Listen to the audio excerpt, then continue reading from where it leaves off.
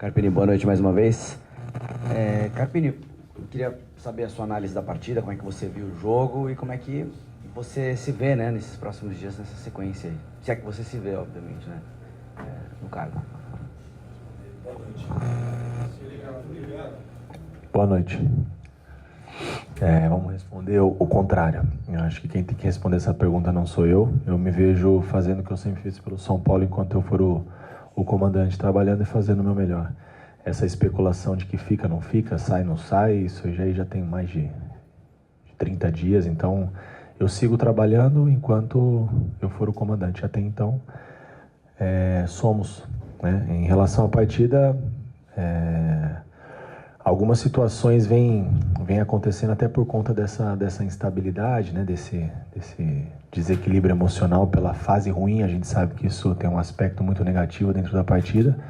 Enfrentar o Flamengo aqui, em qualquer circunstância, muito difícil, com os problemas que a gente vem sofrendo para poder escalar o que nós temos de melhor dentro do nosso elenco também tem sido muito, muito corriqueiros, mas mesmo com essas situações, enaltecer a entrega dos atletas, a luta. Acho que nós tomamos o gol no momento em que não estávamos mal na partida.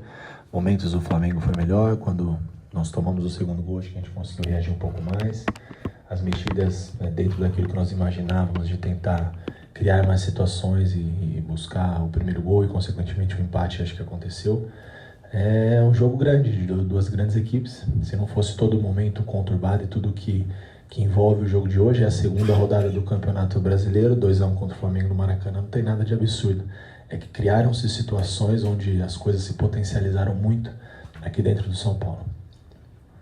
Carpini, boa noite aqui. Tudo bem? Eu queria saber se você ainda se sente respaldado pela diretoria do São Paulo, como você se sentia em momentos anteriores agora, depois dessa derrota para o Flamengo.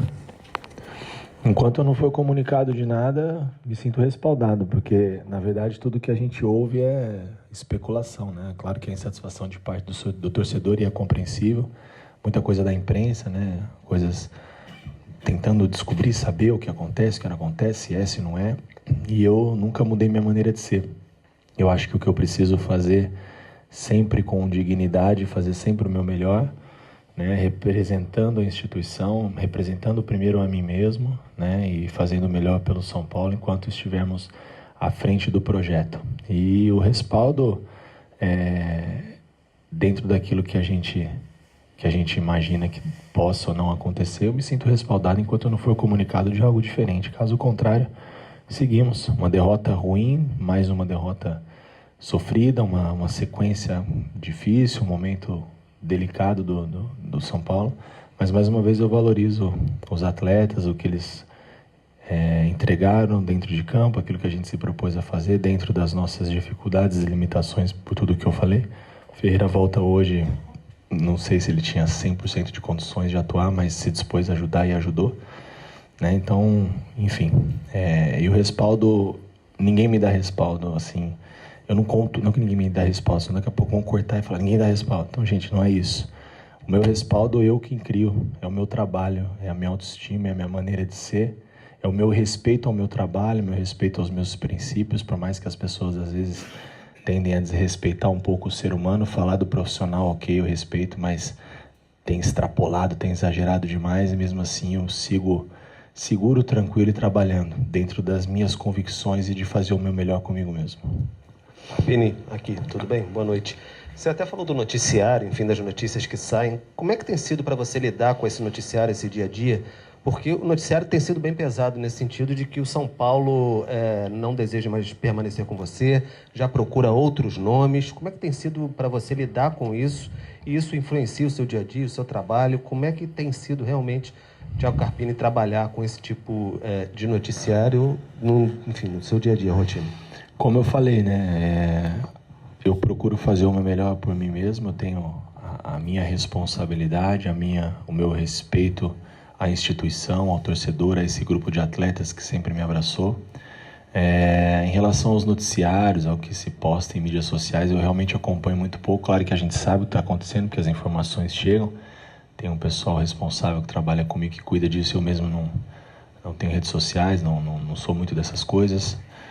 Eu gosto mais do que eu vivo no meu dia a dia com os atletas, na vida real e daquilo que eu sou capaz de fazer. E diga-se de passagem, sou bom no que eu faço, mas erro muito, como todos, né? Ainda mais pela minha... muitos falam que os erros pode ser atrelado à minha idade, mas eu vejo pessoas também com mais bagagem, com mais vivência, errando da mesma maneira. E a minha vida, ela sempre foi pautada dessa maneira, melhorar nos meus erros, evoluir, aprender. E é isso que eu busco fazer. Então, em relação aos noticiários, eu não me preocupo com isso. Eu me preocupo em melhorar aquilo que a gente tem todos os dias como oportunidade. Se a diretoria vem ou não conversando com outros nomes, eu não sei. Eu quero acreditar que não, porque a gente sempre teve uma relação de muito respeito de ambas as partes, da diretoria do São Paulo comigo e da minha parte com a diretoria. Então, não vejo dessa maneira, vejo como especulação, porque eu acho que não teria problema nenhum na diretoria me comunicar se isso estivesse acontecendo, né, por um ponto final, se posicionar que sim ou que não. Então, a partir do momento que isso não acontece, eu imagino que isso não quero acreditar que isso esteja acontecendo, mesmo porque o clube também tem auxiliar da casa, né? Então acho que o clube poderia tomar outras providências caso tomasse a decisão pela troca. Então, se isso não aconteceu até então, eu me sinto respaldado e sigo trabalhando. Thiago, boa noite. Alan Santos, do BTB Esportes. Fala um pouco sobre os bastidores dessa derrota, segunda derrota no Campeonato Brasileiro. A gente costuma fazer algumas coletivas de imprensa de times visitantes e é sempre primeiro, o time sempre tem ali um cronograma. A gente viu que você demorou um pouco para chegar. Queria saber se você teve alguma reunião com o presidente, se aconteceu alguma coisa ali já na conversa. Como foi esse bastidores, como foi esse vestiário após essa derrota aí? Vestiário de derrota, vestiário de chateação, vestiário de, mais uma vez, a gente criar algumas situações e alguns gols que têm acontecido fogem um pouco do nosso controle. Então, é um vestiário chateado, de lamentação. Acho que é isso que eu posso te falar. Em relação a conversa nenhuma, não conversei com o presidente, com o executivo, com ninguém. Então, normal, só eles estiveram no vestiário cumprimentando a mim, como todos os atletas, como eles sempre fazem. Nenhuma conversa fora disso. Eu acho que se algo acontecer, nem é o momento para que exista essa conversa. Se caso ela acontecer, então, no ambiente... O que eu posso falar, chateação por mais uma derrota do São Paulo. Carpini, boa noite. Eduardo Alves, da Vável Brasil. Você comentou um pouco sobre as especulações que aconteceram durante a semana. E fica a dúvida para mim, pelo menos, sobre o lado humano, né? Como é que você se blinda disso para poder se preparar para uma partida como a de hoje, por exemplo, contra um grande adversário? E como é que vai ser isso também para a preparação para o próximo domingo, para um outro adversário pelo Campeonato Brasileiro? O que eu falei, às vezes eu acho que as coisas tomaram uma proporção muito grande, muito exageradas. Claro que o momento é ruim, os resultados não estão acontecendo. Antes da partida do Flamengo, eu já fiz isso em outros momentos, né? Eu fiz uma análise de tudo que nós vivemos aqui no São Paulo. E realmente a gente vive uma fase difícil, mas que da maneira que se colocam as coisas, da maneira que as pessoas te atacam, né, o lado pessoal e colocando em xeque a sua capacidade, enfim.